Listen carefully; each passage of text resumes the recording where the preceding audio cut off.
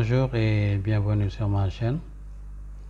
Vous êtes nombreux à vouloir utiliser un document Word avec une pagination différente. Par exemple, ici dans ce document, on voit que pour la page de garde et la table des matières, il n'y a pas de numéro de page. Pour dédicaces et remerciements et avant-propos, il y a des numéros de page au format chiffre romain. Et ça commence par 1 ici. Maintenant, pour introduction, conclusion, jusqu'à la fin du document, il y a des numéros de page avec les chiffres arabes. Et là aussi, ça commence par 1. Donc, dans cette petite vidéo, je vais vous montrer comment procéder. Voilà, nous avons notre document. J'ai mis des couleurs différentes pour chaque bloc pour que ce soit plus visible.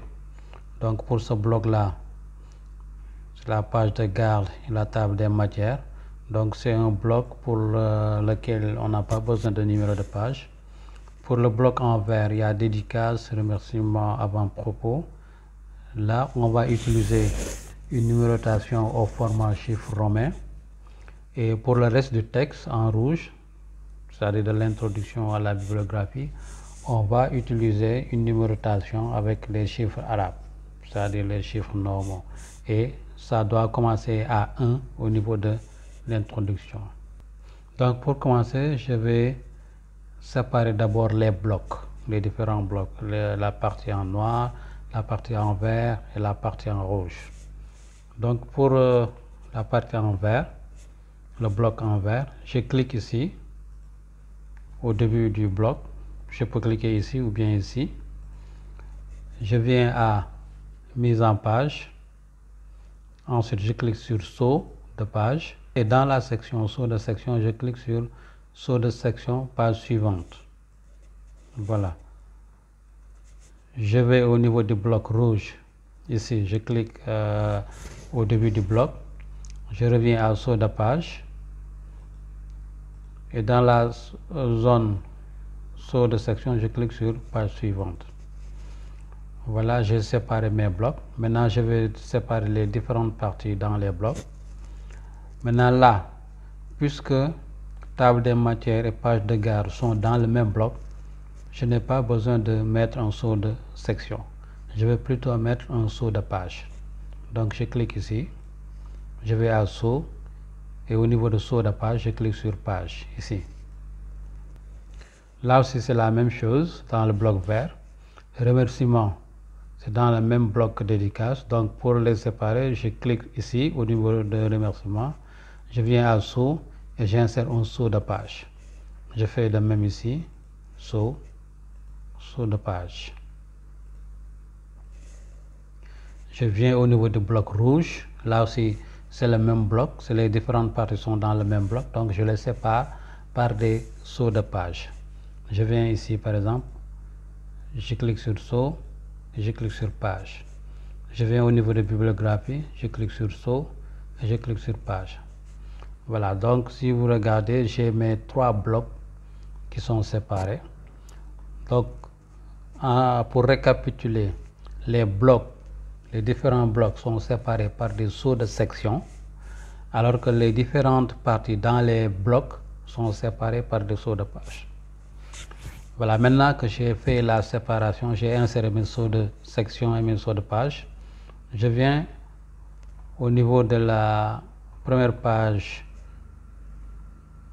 qui a besoin d'être numérotée. Bon, pour page de garde et table des matières, je n'en ai pas besoin, je n'ai pas besoin d'y toucher puisqu'il n'y a pas de pagination. Donc je viens ici au niveau de dédicace, au niveau de la première page. Maintenant, il y a 2 façons d'accéder aux en-têtes et pieds de page. La façon la plus rapide, je place mon curseur ici au niveau du pied de page, au niveau de l'en-tête. Donc je me place ici, vers la fin de la page, et je fais un double clic. Et voilà, j'ai activé les en-têtes et pieds de page. La première chose à faire, je désactive ici cette option liée au précédent au niveau des entêtes et pieds de page dans le bloc navigation. Vous voyez, l'option liée au précédent est activée. Je clique dessus pour le désactiver. Si je ne le désactive pas, toutes les modifications que je vais faire vont se répercuter sur les autres pages. Donc je commence par désactiver ici. Maintenant, je viens au niveau du groupe en-tête et pied de page. Je clique sur numéro de page ici. Ensuite, format de numéro de page. J'ai cette boîte de dialogue. Je clique au niveau de format de la numérotation et je choisis le format que je veux. Ici, je prends le format chiffre romain, comme ça. Ensuite, en bas, au niveau de numérotation des pages, je coche l'option à partir de. Et là, je mets 1. Si c'est un autre chiffre qui est là, je change et puis je mets 1. Je clique sur OK. Voilà, j'ai fait les réglages, mais le numéro de page n'apparaît pas pour le moment. Donc, je reviens au niveau de numéro de page. Je clique sur bas de page et je clique sur celui que je veux. Là, je veux que ce soit au milieu.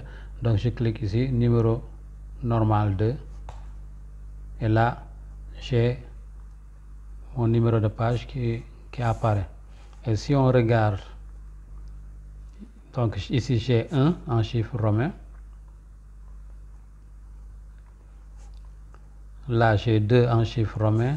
Et là, j'ai 3 en chiffre romain. Maintenant, si je vais dans l'autre bloc, vous voyez qu'ici, j'ai la numérotation avec les chiffres arabes, c'est-à-dire les chiffres normaux, et ça commence à 4. Donc, pour modifier, je vais cliquer ici. Je commence toujours par désactiver l'option liée au précédent. Voilà. Maintenant, je reviens à numéro de page, format de numéro de page.